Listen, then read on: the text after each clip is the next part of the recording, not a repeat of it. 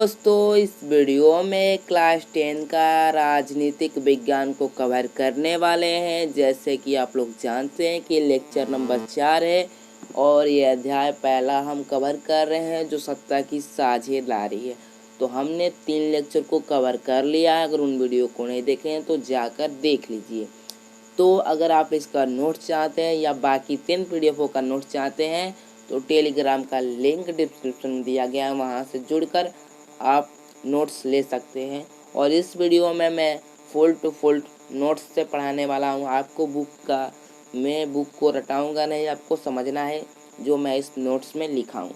तो चलिए आगे बढ़ते हैं। जैसे कि मैं एक बात बताना चाहता हूँ कि जो 2022 के बच्चों के लिए है, 2022 की जो तैयारी कर रहे हैं या 2022 में पेपर देने वाले हैं उनके लिए वीडियो खासकर है, ठीक है। तो जैसे कि आप लोग जानते हैं कि 2022 के बच्चों के लिए है और हमने सत्ता की साझेदारी को स्टार्ट किया है, ठीक है। तो लोकतंत्र है यह आपका टॉपिक और इसमें हमने पढ़ना है। आज का टॉपिक हमारा है बेल्जियम की समझदारी, ठीक है। तो बेल्जियम की समझदारी क्या है इसको हम समझेंगे और इसके समझदारी के कारण वहाँ पे अभी जो है फिलहाल वहाँ की दशा अच्छी या ठीक ठाक है।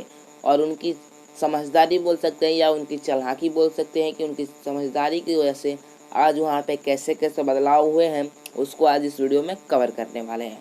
तो चलिए करते हैं वीडियो को कवर। लेकिन सबसे पहले वीडियो को स्टार्ट करने से पहले मैं बताता हूँ कि अगर चैनल पर नया तो चैनल को कर दिएगा सब्सक्राइब और वीडियो कर दीजिएगा लाइक और इस वीडियो को अपने दोस्तों में भी शेयर कर दीजिएगा। तो चलिए वीडियो करते हैं स्टार्ट। तो सबसे पहले समझ लेते हैं कि बेल्जियम की समझदारी, ठीक है। तो बेल्जियम में भी अलग अलग समूह में टकराव था। बेल्जियम की जैसे कि हमने बेल्जियम के बारे में कवर कर लिया कि वहाँ पे क्या हो रहा था, लेकिन एक बार और थोड़ा डिस्कस कर लेते हैं। बेल्जियम में भी अलग अलग समूह में टकराव था, वहाँ पे अलग अलग समूह के लोग थे। तो जैसे कि आप लोग जानते हैं कि कहीं भी अलग अलग समूह के लोग हो गए तो वहाँ पे टकराव होना जरूरी है, ठीक है, होगा, ठीक है। तो बेल्जियम के नेताओं ने अपने देश के क्षेत्रीय अंतरों एवं सांस्कृतिक विविधता को स्वीकार किया, ठीक है। जो बेल्जियम के नेता थे अपने देश की क्षेत्रीय अंतरों, ठीक है, और सांस्कृतिक विविधता को स्वीकार किया, ठीक है। सन 1970 से सन 1993 के बीच बेल्जियम ने अपने संविधान को, ठीक है, यहाँ पे आपको दिख नहीं रहा होगा, आपको दिखाने के लिए मैं इसको थोड़ा ऊपर कर देता हूँ, ठीक है, जो समझिए एक बार, ठीक है। सन 1970 से लेकर 1993 के बीच, ठीक है, बेल्जियम ने अपने संविधान को 4 बार संशोधित किया, ठीक है, संशोधन किया। जो उसमें 4 बार उसको क्या किया, संशोधन किया। किसको किया, अपने संविधान को। बेल्जियम ने किसके किसके बीच में किया, तो 1970 से 1993 के बीच उसने 4 संशोधन किए अपने संविधान में, ठीक है। और वहाँ पे अलग अलग समूह के लोग थे, वहाँ पर टकराव हुआ जिसके कारण वहाँ पे अंतरों एवं सांस्कृतिक विविधता को स्वीकार भी किया गया, जिनके नेताओं ने अपने देश के संविधान को 4 बार संशोधन किया, ठीक है। आगे है कि इन संशोधन का उद्देश्य यह था, ठीक है, जो 4 संशोधन किया गया, इस संशोधन का उद्देश्य यह था कि देश में रहने वाले निवासियों, ठीक है, देश में रहने वाले निवासियों को यह लगे कि उनके साथ कोई भेदभाव नहीं हो रहा है, ठीक है। तो जो 4 संशोधन किए गए थे दोस्तों, ठीक है, जो बेल्जियम के नेताओं ने 4 संशोधन किया 1970 से 1993 के बीच 4 संशोधन किए और उन संशोधन का यह मतलब था या उनका यह कहना था कि इससे लोगों में निवासी जो यहाँ पे बेल्जियम में जो लोग निवास कर रहे हैं यानी जो रह रहे हैं उनके में साथ कोई भेदभाव नहीं हो रहा है, इसका कहने का मतलब ये है, ठीक है। आगे दिया है कि सबको समान अधिकार व सम्मान मिले। इस जो 4 संशोधन किया इसमें ये भी था कि उनको ये कहना था कि सबको क्या मिले, समान अधिकार मिले और सबको समान सम्मान मिले, ठीक है, सबको सम्मान मिले और समान अधिकार भी मिले। सब एक साथ मिलजुल कर रहे और बेल्जियम के, ठीक है, वहाँ का कहने का मतलब है सबको समान अधिकार मिले और सम्मान मिले सबको और सब एक साथ मिलजुल कर रहे। बेल्जियम के नेताओं, ठीक है, बेल्जियम के नेताओं ने संविधान जो व्यवस्था की वह बहुत ही अनोखी और कल्पनाशील है, ठीक है। जो बेल्जियम के नेताओं ने संविधान में, ठीक है, संविधान संशोधन के द्वारा जो व्यवस्था की, ठीक है, वह एक अनोखी और कल्पनाशील थी। ठीक है, मतलब उन्होंने ऐसा कुछ कर दिया, जो वहाँ के बेल्जियम के नेताओं थे, संविधान में ऐसा कुछ संशोधन कर दिया जो एक अनोखा था, ठीक है, और कल्पनाशील था, जिसकी उन्होंने कल्पना कभी नहीं की थी। लेकिन उनके जो सुधार से यानी संशोधन की वजह से वहाँ पे आज शांतिपूर्वक सभी जो समूह के लोग हैं मिलजुल कर रहते हैं, इन्हीं 4 संशोधनों की वजह से। ठीक है, और ऐसा मानना उनका अनोखा कर दिया कुछ ऐसा कि, और कल्पनाशील, उनका कभी ऐसा सोचना, मतलब ऐसा कल्पना किए करते थे। ठीक है, समझ सकते हैं आप। अगला है कि आज तक अन्य कोई देश ऐसी व्यवस्था नहीं कर रहा है, मतलब ऐसा बेल्जियम कर दिया कि आज तक ऐसा कोई भी देश नहीं कर पाया। ठीक है, क्योंकि उसने उन जो बेल्जियम के नेताओं से संविधान को संशोधन के द्वारा व्यवस्था की, वह बहुत ही अनोखी और कल्पनाशील, वहाँ की व्यवस्था ऐसी अनोखी और कल्पनाशील कर दी, जिसके वजह से वहाँ पे लोगों में भेदभाव की जो बातें हैं वह कम रही। और जैसे कि आज तक अन्य कोई देश ऐसा व्यवस्था नहीं कर पाया, आज तक ऐसा कोई भी देश ऐसा जो में ऐसा संशोधन का व्यवस्था नहीं कर पाया। बेल्जियम के नेताओं ने सर्वहितैषी, ठीक है, संविधान में जो व्यवस्था की महत्वपूर्ण बातें इस प्रकार है। ठीक है, मतलब जो बेल्जियम के नेताओं ने जो वहाँ पर संशोधन किए उस कुछ इस प्रकार हैं, जो पॉइंट लिखे गए हैं उसको समझेंगे। ठीक है, तो ये महत्वपूर्ण जो बातें हैं उनको आप नोट करिएगा या लिख सकते हैं, या आप इसको याद करिएगा, पेपर में आने वाला है।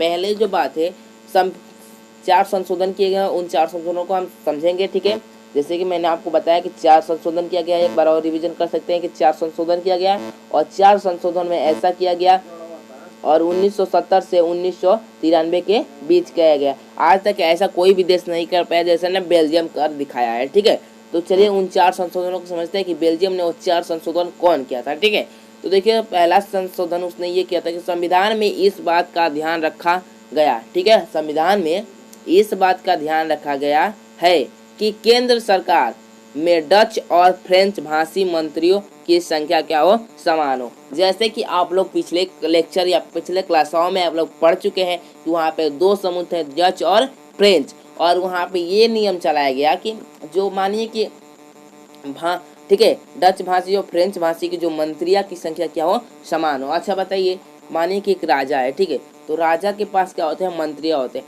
तो मानिए 2 भाषाओं के अगर समान, मानिए कि 10 जो मंत्री हैं डच भाषी के हैं, और 10 हैं वह फ्रेंच भाषी के, तो ऐसा समान रहेगा तो दोनों में भेदभाव या बोल सकते हैं कि दोनों में टकराव की संभावना बहुत ही कम हो जाएगी, क्योंकि दोनों की संख्या क्या होगी, समान होगी। मंत्रियों की अगर संख्या समान रहेगी तो अपने बोल सकते हैं कि प्रजा को संभाल सकते हैं कि चलिए मैं 10 हूँ, मैं अपने जो मेरे जो मेरे भाषा जो बोलने वाले हैं उनको मैं अपने द्वारा समझा सकता है कि ये यहाँ पे हम लोग हैं, यहाँ पे ये देख रहे हैं, यहाँ पर एक देख रेख कर रहे हैं, जैसे कि आप लोग समझ सकते हैं। ठीक है, तो यहाँ पे ये कर दिया गया कि संविधान में यह ध्यान रखा गया कि केंद्र सरकार में डच और फ्रेंच भाषी मंत्रियों की संख्या क्या है, समान, मंत्रियों की संख्या क्या है, समान रहे, डच और फ्रेंच की। ठीक है, विशेष कानून तभी बन सकते हैं जब दोनों समूहों के संसदों का बहुमत एक पक्ष में हो। ठीक है, जब विशेष कानून तभी बन सकता है जब दोनों समूहों का संसदों का बहुमत एक पक्ष में हो।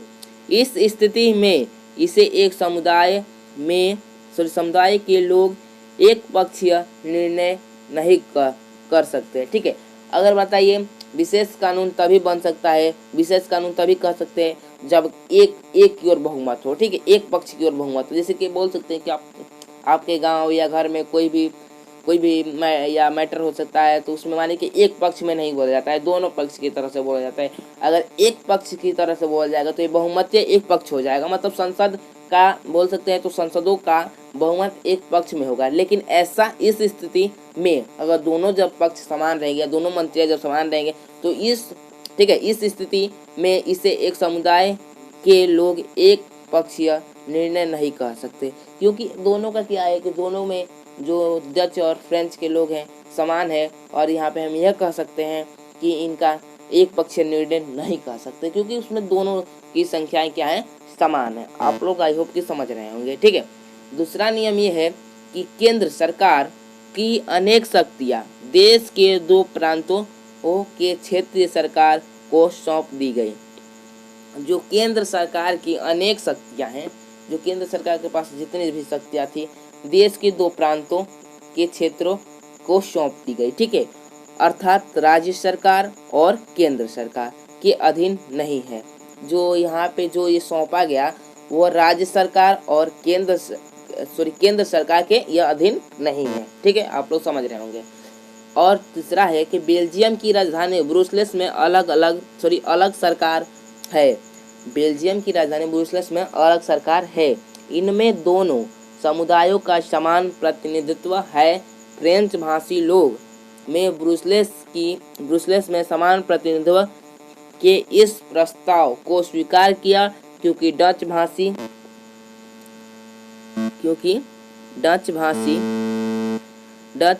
लोग ने केंद्र सरकार में समान प्रतिनिधित्व स्वीकार किया। ठीक है, तो आप लोग समझ रहे होंगे कि जो वहाँ पे बेल्जियम की राजधानी ब्रुसेल्स में अलग सरकार है। ठीक है, और इनमें दोनों समुदायों को समान प्रतिनिधित्व है। फ्रेंच भाषी लोग ब्रुसेल्स में समान प्रतिनिधित्व के इस प्रस्ताव को स्वीकार भी किया क्योंकि डच भाषी लोग केंद्र सरकार में समान प्रतिनिधित्व स्वीकार किया था। ठीक है, आप लोग समझ रहे हो। तो चलिए आगे बढ़ते हैं। चौथा आपका है कि केंद्र और राज्य सरकारों के अतिरिक्त बेल्जियम में एक तीसरे स्तर की भी सरकार काम करती है। बेल्जियम में दो सरकार कौन सी? केंद्र और राज्य सरकार। और इसके अतिरिक्त एक तीसरी भी सरकार है, वह छोटी सरकार है बोल सकते हैं। तो कौन सी सरकार है भी काम करती है? तो तीसरी सरकार है और वह सामुदायिक सरकार। ठीक, सामुदायिक सरकार बोल सकते हैं। तो समूहों के जो मैटर या लफड़े हैं उनको सुलझाने के लिए सामुदायिक सरकार की आवश्यकता पड़ती है। इस सरकार को एक ही भाषा बोलने वाले चुनते हैं। जैसे समझिए, आपका समुदाय में क्या हुआ? एक ग्रुप हुआ। ठीक है, तो आपका जो ग्रुप, मानिए कि आप इंग्लिश मीडियम का ग्रुप है, हिंदी मीडियम का। तो इंग्लिश मीडियम के जो बच्चे ग्रुप हैं, ठीक है, इंग्लिश मीडियम का जो ग्रुप है उसमें समझिए कि इंग्लिश मीडियम के जो ग्रुप है, यहाँ पे माने कि इंग्लिश ग्रुप का एक मेंबर हो गया, एक मुखिया हो गया, और दूसरी हिंदी मीडियम का एक मुखिया हो गया। ठीक है, तो दोनों का एक मुखिया हो गया तो बोल सकते हैं कि वह क्या है? सामुदायिक सरकार है, क्योंकि एक भाषा की है।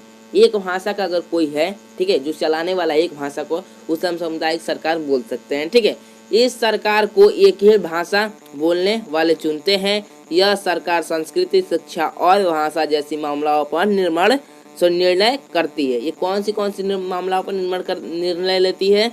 तो बोल सकते हैं संस्कृति, शिक्षा। ठीक है, संस्कृति, शिक्षा और भाषाओं जैसी मामलों पर ये निर्णय लेती है। तो आई होप की बातें समझ में आ रही होंगी। ठीक है, तो है अगला, बेल्जियम की सरकार का यह नया प्रारूप बहुत सफल रहा। जो 4 संशोधन किए ये बहुत ज़्यादा सफल रहा। और बेल्जियम के नेताओं का यह मानना था कि विभिन्न समुदाय और क्षेत्रों की भावनाओं का आदर करने पर ही देश की एकता और अखंडता बनी रह सकती है। ठीक है, तो इनका कहने का मतलब ये था कि बेल्जियम का सरकार का यह नया प्रारूप जो था बहुत ही सफल रहा।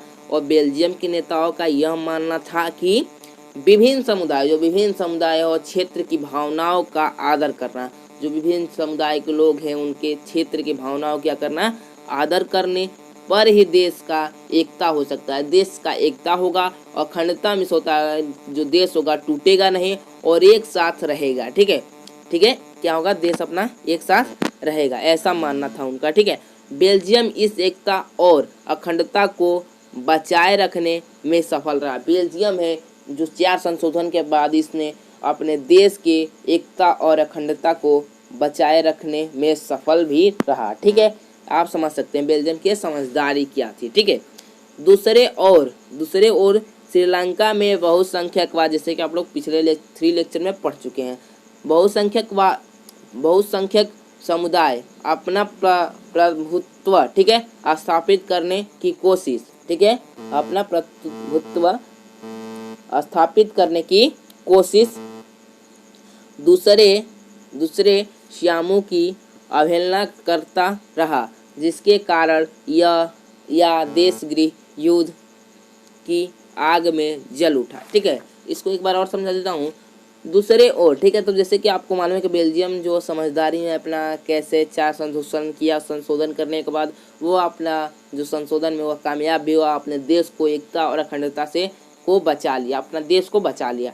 लेकिन यहाँ पे अगर समझे कि दूसरे ओर, ठीक है, श्रीलंका में बहुत संख्यक समुदाय, जो बहुसंख्यक समुदाय थे, मतलब जिनकी संख्या बहुत ज़्यादा थी, वो समुदाय व अपना प्रभुत्व स्थापित करने की कोशिश, जैसे कि जिसकी संख्या अधिक थी वहाँ पे बोल सकते हैं श्रीलंका में, वह अपना प्रभुत्व मतलब अपना अधिकार जताने लगे। ठीक है, जताने लगे की कोशिश करने लगे और श्यामू की अवहेलना करता रहा। ठीक है, जैसे छोट जो जाति के या बोल सकते जिनकी संख्या कम थी उनकी अवहेलना करने रहा। ठीक है, जिसके कारण या देश का गृह युद्ध की आग में जल उठा है। वहाँ पे अगर बहुसंख्यकवाद जो था उसके कारण छोटे वाले पर दबाव बनाने लगा और वहाँ पे क्या हुआ कि उस देश में गृह युद्ध मतलब देश में युद्ध होने लगा। ठीक है, देश में युद्ध होने लगा और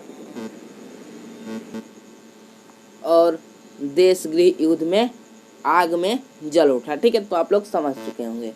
तो चलिए, अगर आपको वीडियो पसंद तो वीडियो कर दीजिएगा लाइक और चैनल को कर दीजिएगा सब्सक्राइब। ठीक है, तो आई होप कि वीडियो आपको पूरी अच्छी तरीके से समझ में आ चुकी होगी। तो इस वीडियो को कृपया करके इतना से इतना ज़रूर शेयर करिएगा कि अपने दोस्तों में से पूरे अच्छी तरीके से पहुंचा दीजिएगा। अगर आप इसका नोट चाहते हैं तो टेलीग्राम का लिंक डिस्क्रिप्शन में दिया गया है, वहाँ से जुड़िए और वहाँ से जुड़ने के बाद आप PDF इसका प्राप्त कर सकते हैं।